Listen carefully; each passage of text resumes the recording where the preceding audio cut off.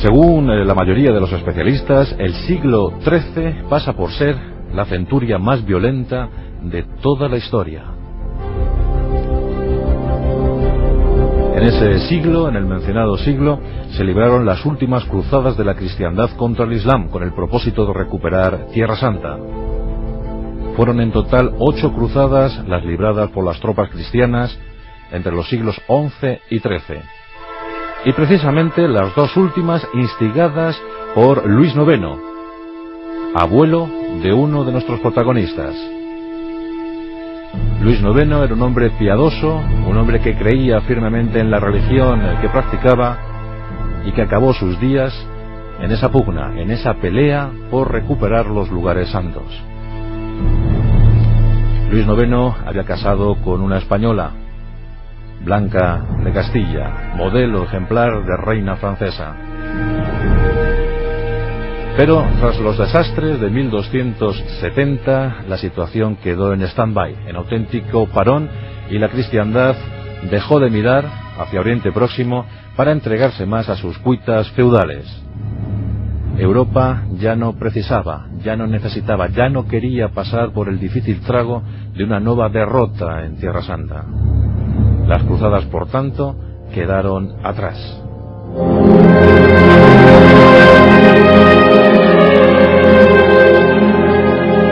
Mientras tanto, en Francia se pugnaba, se luchaba por asegurar los inicios, los esbozos del inminente Estado moderno. Todavía la Edad Media se adueñaba, se enseñoreaba de aquella situación, de aquellas geografías. Y llegaron reyes pertenecientes a la dinastía, a la saga de los Capeto. En 1284, Felipe IV, todavía Delfín, ya se había proclamado rey de Navarra por su boda, por su casamiento con Juana I.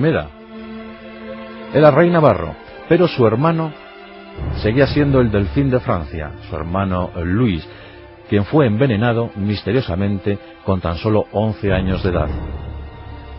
¿Quiénes intervinieron en el envenenamiento del Delfín? Eso es muy difícil explicarlo, pero lo cierto es que este suceso allanó el camino para que su hermano pequeño, Felipe, ahora Felipe IV de Francia, Felipe el Hermoso, pues era de buen porte, era buen mocetón, ocupara el trono de Francia. Por tanto, desde 1285, Felipe IV fue rey no solo de Francia, sino también de Navarra. Un momento interesante y muy delicado para Europa. Pues los franceses, además de tener sus enemigos mortales, en los turcos, pues también estaban pensando siempre en el inminente ataque de los ingleses. Aquellos ingleses que reivindicaban sus posesiones heredadas desde la inmensa Leonor de Aquitania. Y pronto tendrían oportunidad de luchar, de combatir en una extenuante guerra, pero eso ocurriría en 1337 con el conflicto, con la Guerra de los 100 años. Mientras tanto, Felipe IV tenía que arreglar la situación de su país.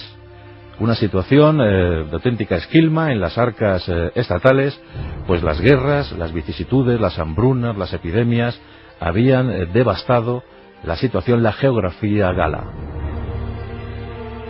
Y a esto había que añadir también el conflicto eterno con el papado. Algunos dignatarios, algunos herederos del trono de San Pedro habían intentado desde tiempo atrás, desde el tiempo de las cruzadas, demostrar que el poder supremo, llegado desde la divinidad, debía imperar, debía sobreponerse, debía estar por encima de cualquier poder terrenal, de cualquier monarquía aquí en el planeta Tierra. Dios debía mandar sobre todos.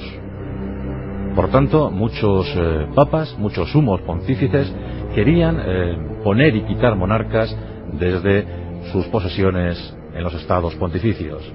Esto era difícil de asumir para las naciones que se estaban gestando en Europa. Finalmente, en 1294, llegó a lo más alto de la curia, por fin, Bonifacio VIII, acaso uno de los personajes más soberbios y prepotentes en toda la historia de los papas. Por entonces había muchas posesiones, muchas heredades, muchos dominios que rendían pleitesía y pagaban tributos asombrosos, ingentes, a los estados pontificios desde buena parte de Europa. Felipe IV pretende acabar con esto y prohíbe, dada la situación de guerra que se estaba planteando con Inglaterra, prohíbe que salga cualquier cantidad de oro y plata, por pequeña que fuera, del país. Y además también prohíbe, mediante incluso algún engaño, que se paguen tributos a los estados pontificios, que las diócesis, que los obispados, que las tierras en posesión del Papa, pertenecientes al Papa, paguen tributo a este, sobre todo si se encuentran en Francia. Así que la situación se tensa mucho. Incluso Felipe IV llega a ordenar la detención de algún legado papal, y esto genera más y más conflictos. En 1302, Bonifacio VIII, harto de no recibir las prebendas, harto de no recibir el oro de Francia, promulga un edicto, un documento famosísimo, el Unam Santa.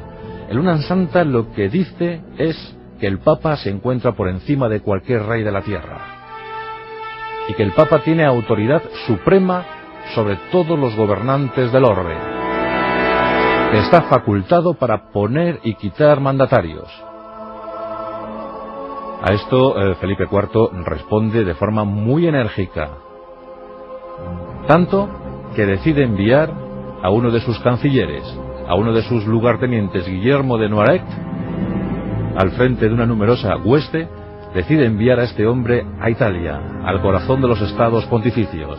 La misión de Guillermo de Noailles es detener, incluso deponer, al mismísimo Papa Bonifacio VIII. Esto acontece unos meses más tarde del Unam Santa, del documento, del edicto Unam Santa. Así que nos encontramos en 1303 una situación inédita, y es un ejército, una mesnada integrada por católicos, yendo a luchar contra su autoridad religiosa suprema. Guillermo de Noailles encontró además aliados, pues ya las familias italianas, siempre temerosas de la expansión de los estados pontificios, pues se conjuraban entre ellas para intentar sojuzgar el ánimo de los papas, intentar también limitarles en esa expansión territorial y, a ser posible, mermarles todo el poder que se pudiera.